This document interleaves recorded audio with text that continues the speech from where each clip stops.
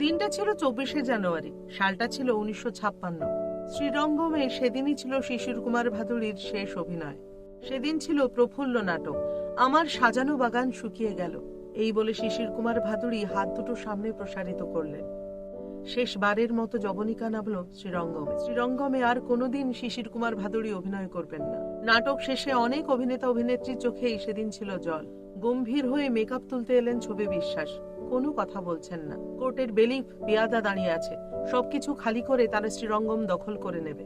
এক 21 বছরের তরুণ সেদিন মুখোমুখি হলো শিশির কুমার ভাদুড়ির। শিশির বাবুকে প্রণাম করে সেই তরুণ আকুল কণ্ঠে প্রশ্ন করলো, থিয়েটার কি বন্ধ হয়ে গেল? শিশির বাবু একটু থেমে উত্তর দিলেন, না। কে বললো থিয়েটার বন্ধ হচ্ছে? থিয়েটার বন্ধ হবে না, আমাকে শুধু এই বাড়ি ছেড়ে দিতে হচ্ছে। সেই তরুণ আবার বলল, আমি আবার আপনার কাছে আসতে চাই। জানেন কে সেই তরুণ? আমাদের সকলের প্রিয় অভিনেতা সৌমিত্র চট্টোপাধ্যায়।